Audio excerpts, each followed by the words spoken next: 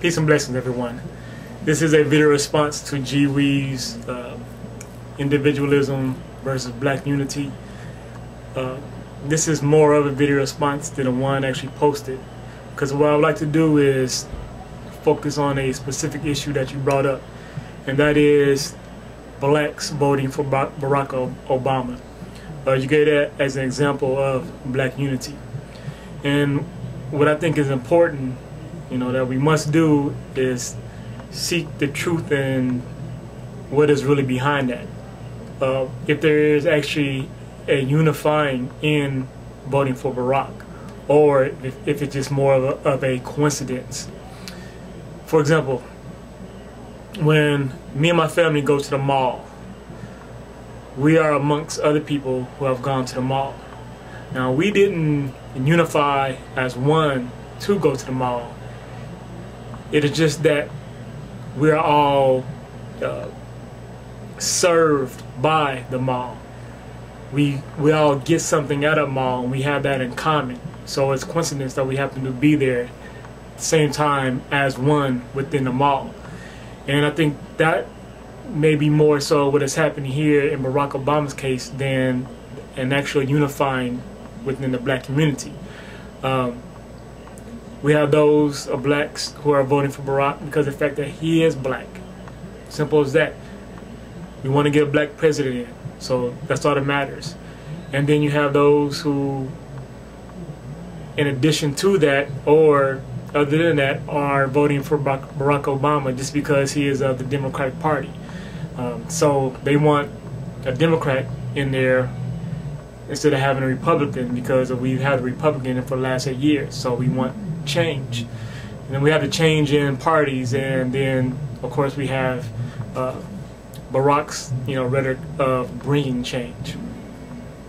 So I think once again there's only a unifying that we are, or those who are voting for Barack are getting something from voting for him, or being serviced, in the same as going to the mall and being serviced.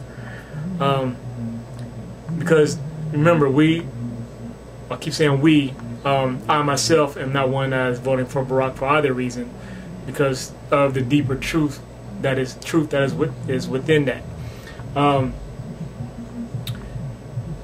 Blacks are voting for him without realizing that, or being cognizant of, or having information of all the other parties that exist.